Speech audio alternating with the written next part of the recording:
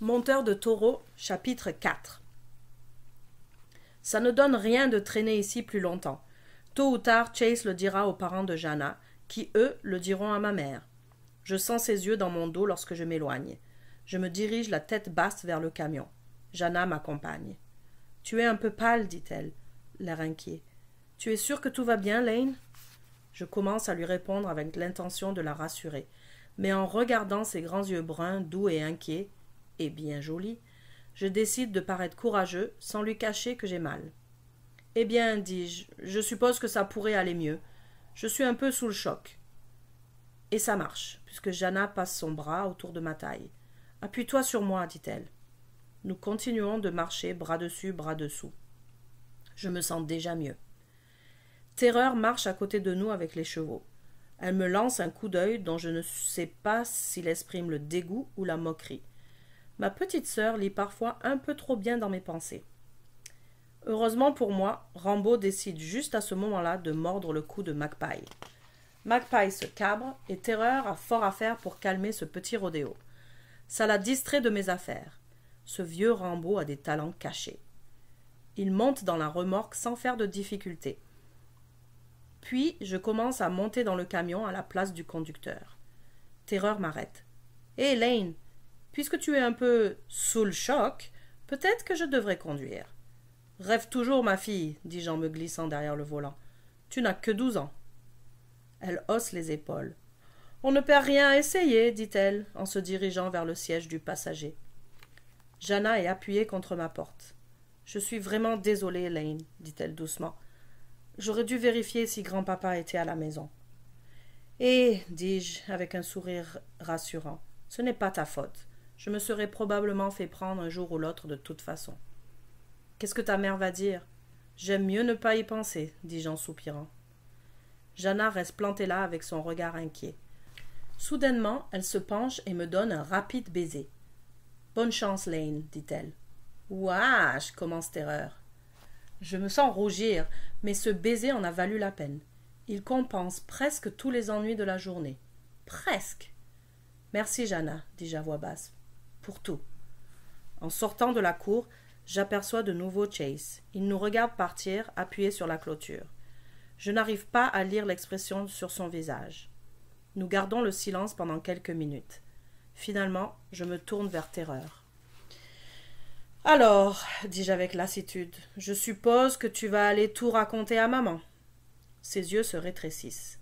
« N'est-ce pas ce que tu attends d'une sœur stupide, dingue, malade ?» Je l'interromps. « D'accord, je disais n'importe quoi. Mais tu m'as fait tellement peur. » Elle se hérisse comme un chat. « Moi ?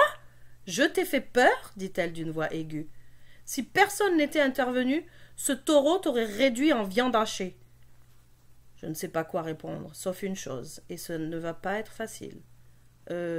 Terre, ce que tu as fait, c'était très brave. Il ne m'arrive pas souvent de parler à Terreur gentiment, et je dois faire un effort pour trouver les bons mots. Mais je finis par y arriver.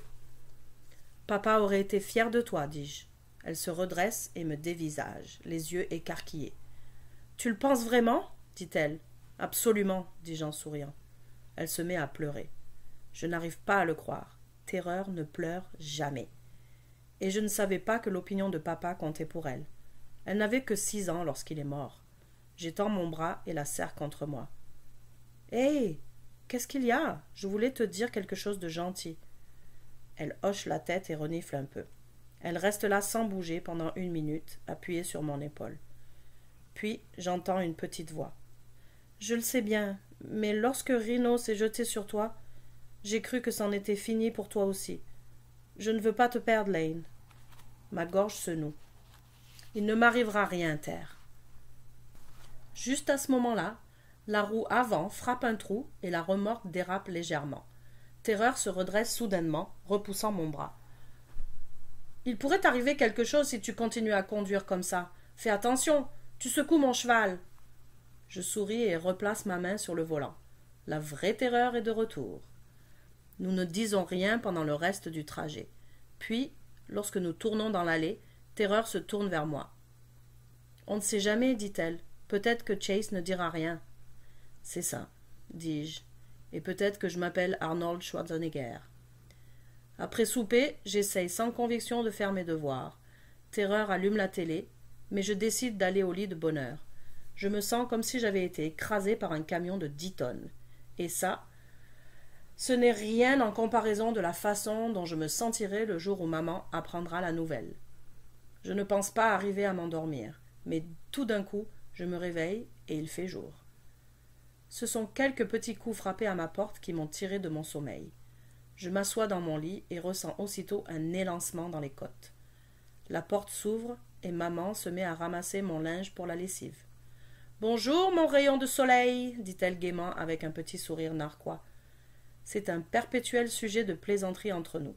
Rayon de soleil est un nom qui ne correspond pas exactement à mon attitude au réveil. « Bonjour !» dis-je d'une voix endormie. J'essaie de chasser la brume de mon esprit, de me rappeler ce qui est arrivé hier. Sa bonne humeur me surprend, étant donné notre dispute.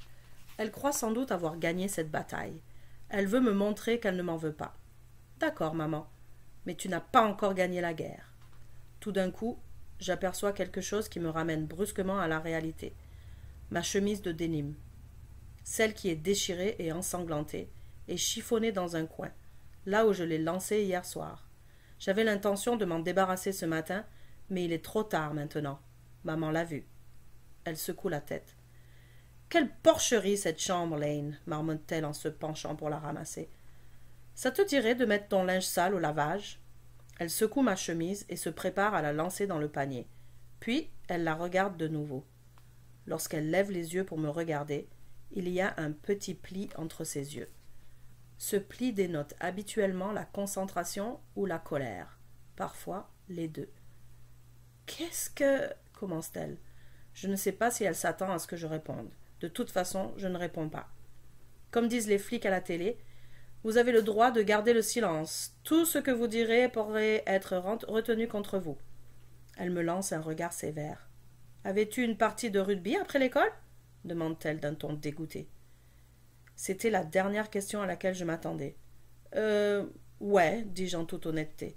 Elle devrait le savoir. Je suis arrivé en retard à la maison à cause de ça. Mais je ne vois toujours pas où elle veut en venir. Je ne vais pas tarder à le savoir. Eh bien, j'ai très envie d'appeler ton entraîneur pour lui dire ma façon de penser. Voilà la 3e chemise que tu déchires ce mois-ci. Pourquoi ne penses-tu jamais à apporter un vieux sweatshirt? Il y a même du sang. Tu te fais toujours des égratignures. Le rugby est un sport trop violent pour des jeunes de ton âge.